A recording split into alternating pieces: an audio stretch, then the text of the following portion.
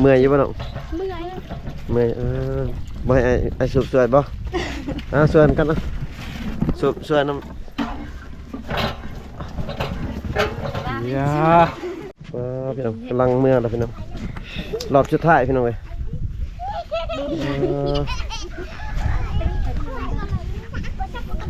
กองเสียกับลายโอ้ก็ละเอียดป่ะเห็ดหมักแตงกับนี่เนาะก็บนนี้ใหญ่เนาะก็เจ้าเห็ดเนาะมันเป็นอยู่หมักแตงปลูกแต่ละปีฮะเป็นบ่หรือว่าเป็นต่างหากอีกคือว่าปลูกชาวนี้ก็คือว่าน้อยๆนึง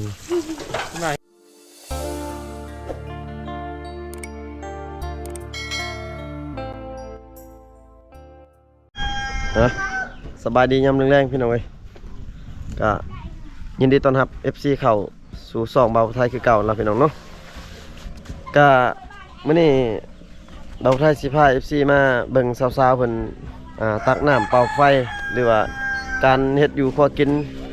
หรือว่าชีวิตประจำวันของสาวๆอยู่ในเขตชนเผ่าตะโอ้ยนะพี่น้องเนาะเพราะว่าเฮ็ดน้องๆเพิ่นกำลังตักน้ำอยู่พี่น้องน้องสาวแก้วกับน้องสาว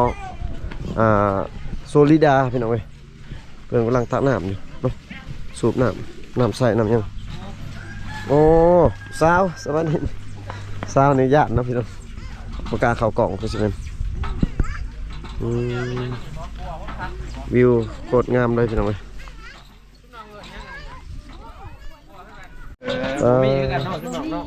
มาเบิ่งสองสาวตักน้ำพี่น้องเว้ยทางหลังมีแก่เสียมัน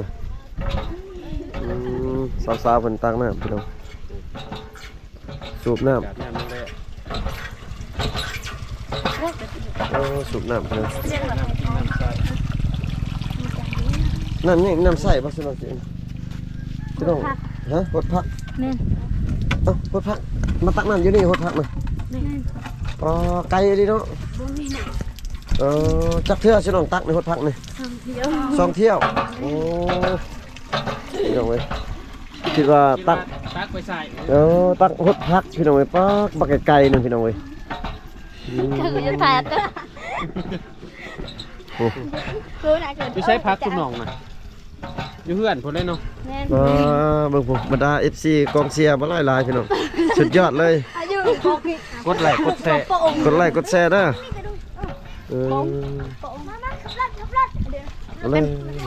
พอแล้ว2 เที่ยวบ่2 เที่ยวบ่เพิ่นว่าน่ะ2 เที่ยวตัวบ่แห้งเนาะหมอนี่บ่นาวบ่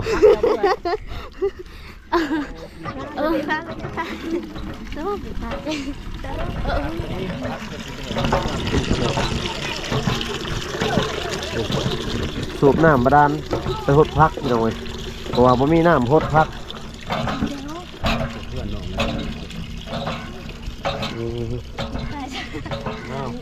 บึดจำบึดระวังนะกำลังจ้ะเมื่อยอยู่บ่น้องเมื่อยบ่ให้ไอ้สูบสวยบ่สวยกันนะสูบสวยน้ำยาสูบสวยสาวบ่ชุดยอดกำลังแห้งดีเนาะไวเลยมันก็เต็มไว้แล้วแบบนี้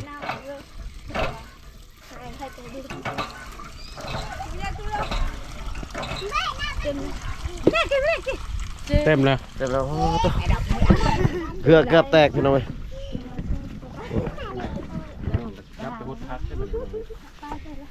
เดี๋ยวรอเลยตินี่ไปหดพักก่อนมันบ่บัดน้องก็หดพักบ่บัดน้องนี่จะหดพักคือกันน้องขึ้นมาตักไก่เอาไปหดพักก็ได้มันไม่มีน้ำมีแต่บอลเดียวบ่รู้มันขยันขนาดภายได้ไปเป็นครูเป็นครองที่ว่าสบายสาวๆหดพักพี่น้องเว้ย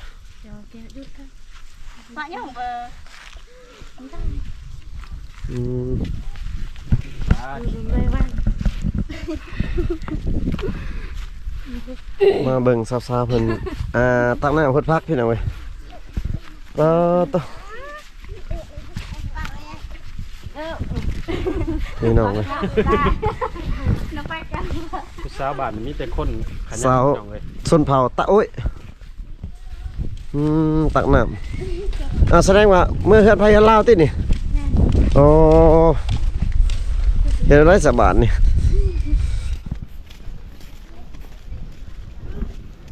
คักกะดีหนาวตลอด ชิน้องคือบ่ไปฮดช่วยกันก่อนฮดช่วยพักช่วยผู้นี้ก่อนหลังจากนั้นไปนำกันนี่ฮดพักน้องก่อนนี่จะน้อยหลังไปอีก ซอย เนาะ กัน ไปนำกันเนาะ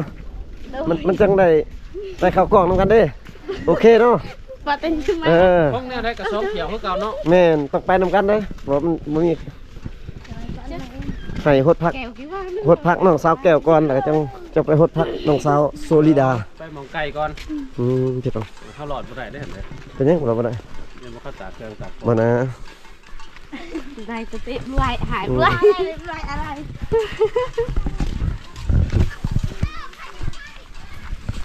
มาเบิ่งน้องๆเพิ่นฮดพักเพิ่นโอ้ย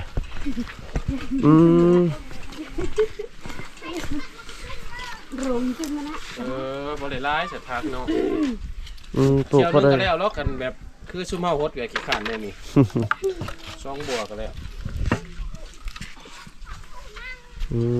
พี่น้องเอ้ยผักน้องปลูกผักยังไงน้องปลูกนะ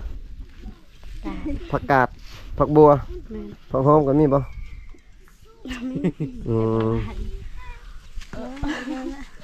อะไรรู้ไหมที่โอ้ยมืดมีประรุ่มเนี่ยเดี๋ยวร้อนกันนะ ผักพี่น้องเอ้ยปลูก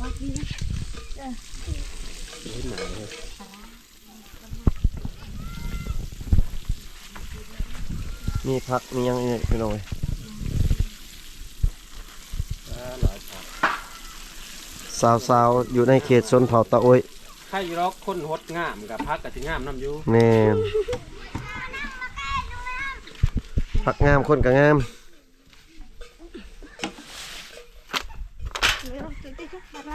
แสดงว่าฮดอยู่นี่แล้วเลยมันบ่ฮดผักนี่เนาะ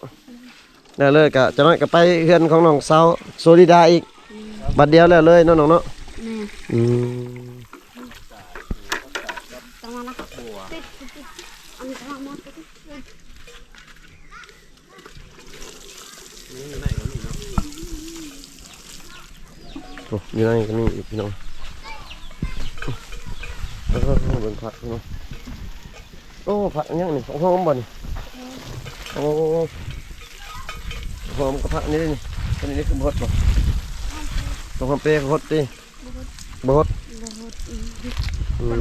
แล้วกลับลูกเราไปถึงอยู่ซ้ำจริงโจ้คนว่าเห็นเท่านั้นก็จะมาบอกก็ได้ จิงโจ้เสียงลูกไปตรงนี้พักของน้องสาวสาวแก้วก็เรียบร้อยหมดพี่น้องยังแต่พักของน้องสาวโซลิดาเนาะกับที่ให้น้องๆเพิ่นไปตั้งนะครับไปฮดพักของน้องอีกส่วนหนึ่งพี่น้องเอ้ย ส่วนหนึ่งคือว่าไปตักน้ำอีกคือหนึ่งหอบ แม่นตักอีกรอบสองว่าเดี๋ยวสิไปเบิ่งน้องๆเพิ่นตักน้ำอีกพี่น้องแล้วก็ไปฮดพักของน้องสาวโซลิดา ช่วงฮดเช้าฮดแรกมาเลยฮดแต่ตอนแรก ต้นลำแรง ให้มันกินน้ำไม่มีมันแล้วก็งามๆเนาะถ้าตอนเช้าแล้วมันแดดแล้วฮดบ่ได้ กำลังสิไปตักอีกรอบสองพี่น้องเว้ยไปรอบนี้มารอบนี้แม่นไปฮดพักของน้องสาวโซลิดาเลยเนาะก็สำเร็จเลยพี่น้องเว้ยวิวหมู่บ้านนี่โคตรงามเลยพี่น้องเว้ยวิวงามหลาย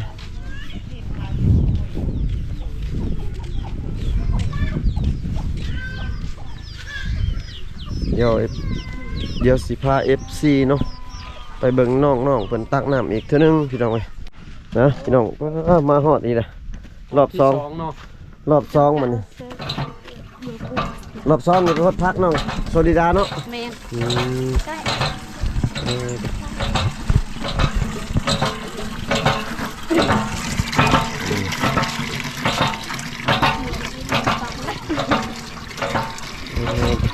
อันนี้ก็เต็มไปด้วยสวนพักเบิดพี่น้องอยู่นี่พระเจ้าฮด มีดินไก่อันนี้ก็ได้เนาะ โอ้ผัก ก็เห็นว่าปลูกเนาะ ผักงามนี่ผักพี่น้อง หา ก็มีผักแก้วนี่ อืม ก็แถวเบอร์ก็ไปแล้วเนี่ย พักนี่ขึ้นมาเลย ได้ พักยัง พักยังผักแพร ส ว มซัดสมซัด เออ ชัด เกี่ยวกับคำจันเกลียบเรียนกับจันเกลียบก็ไปก็มันตกแถวตารางอยู่สมซัดเดี๋ยวดังเลย ชมชัดตัว ได้ค่ะ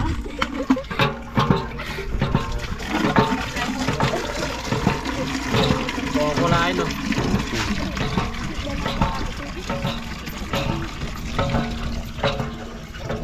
จัดเลยที่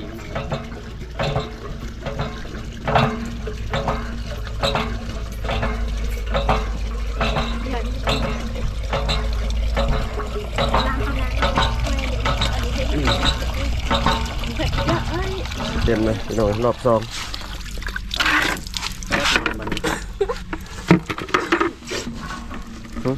สูบน้ำซอยน้องๆมาซอยมา เราไก่มันสิไปสูบน้ำช่วยพี่น้อง ดีบ้าง เออ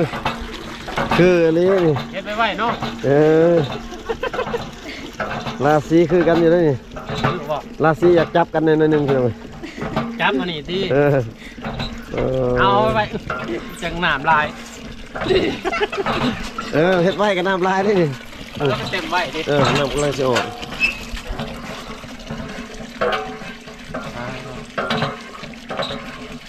บ่ได้เคยสูบเพื่อเกิดเลย ก็ มันบ่มีเลย พี่น้อง ต้อง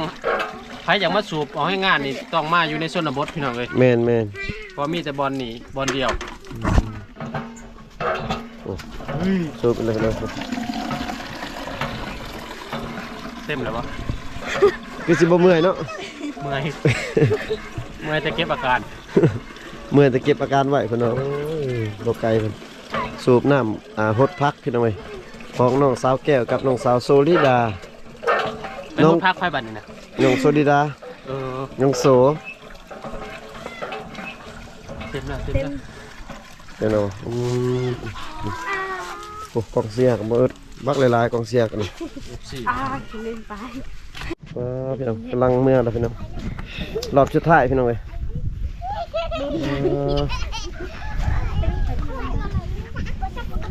กองเสียกับหลายๆโอ้ก็ละเอียดพ่อเล็กน้อยพี่น้องน้องๆขึ้นไปนะรอบสุดท้ายพี่น้องเอ้ย คนเหลือโต๊ะเนาะว่ามันขึ้นนั่นนี่ ถ่ายชุดกันเนาะ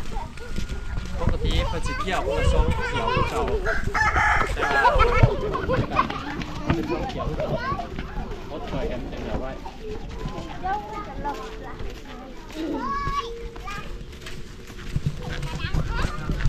ปกติแม่นสุน้อง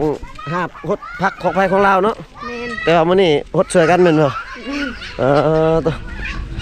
มื้อนี้พิเศษมื้อนี้ทางทีมงานให้ฮดช่วยกันพี่น้องเว้ย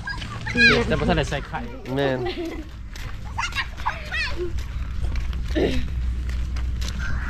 ไม่ได้แต่ยาอยากอยากเจ็บ ดาวสดเผาเต่ากำลังอาบน้ำใส่บดพักพี่น้องเว้ย บ้านก็ติดกับแคมทางพี่น้องรถแล่นรถ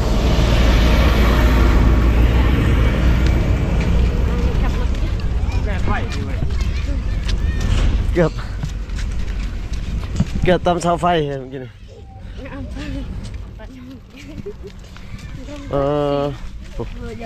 ข้ามทางไปอี คั ก น พี่ เฮา น้อง หาไปน้ำเพื่อนเอาบ่ได้น้ำเพียบ่ได้ งั้นอ้างบ่เคยเนาะพระเจ้าเบิ่งบ่ออกเลยน้องโซนี่น้องโซนี่หาเป็นเด้อพี่น้องเว้ยน้ำบ่ได้ออกเลยหาย่างปั๊บไปเลยบ่ได้ออกเลยพี่น้อง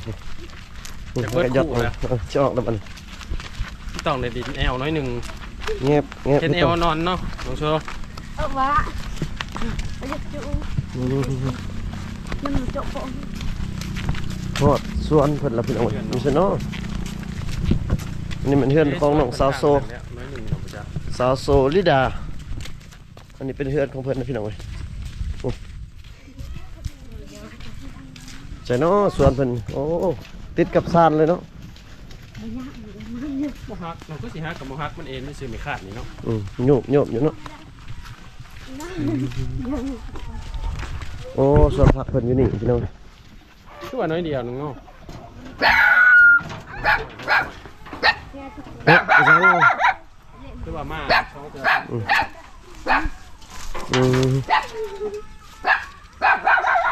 โอ้ผักของเพิ่นนี่พี่น้องเอ้ยผักของน้องสาวโซ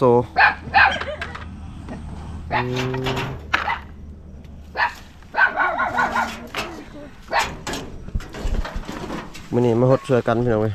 มันบ่แล้วไว้ ชื่อมาอยากโพสต์อยู่ห้องย่านพักบ่งามพักชื่อน้องงามโพสต์นี่พักจะงามเลย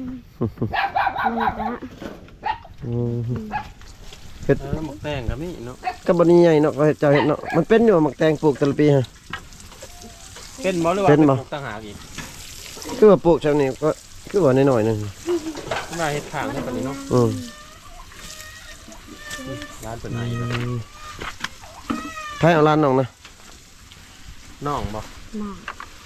ไม่นั่ง เนื้อหอยบ่ ไอ้หางบนชุดไปงานดิ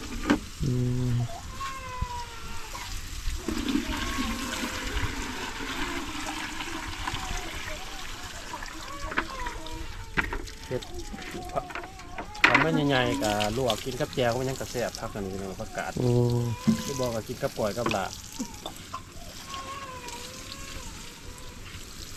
เอาใส่ฝุ่นกี่แบะให้งามกว่าเก่าขนาดพักบ่งามพี่น้องมาฮดกันยังงามเลยพอคนงามฮดเด้ คนงามฮดผักก็งามเนาะคนขี้ลายฮดนี่ผักก็ขี้ลายแล้วคือสุอายฮดนี่แล้วเลยขี้ลายเลยครับสุดองฮดนี่งาม บ่ได้กินแล้วก็ชั่วโมงฮด แล้ววันนี้ เร็ว โอ้เรียบร้อยแล้วพี่น้องเอ้ยก็คลิปนี้ก็บ่มีหยังหลายพี่น้องเนาะ จะมีอยู่ในนั้น มาให้ FC ได้เบิ่ง วิธีชีวิตของน้องๆเนาะ แม่นวิถีชีวิตการฮดผักฮดหญ้าพี่น้องเอ้ย สาวๆในชนบท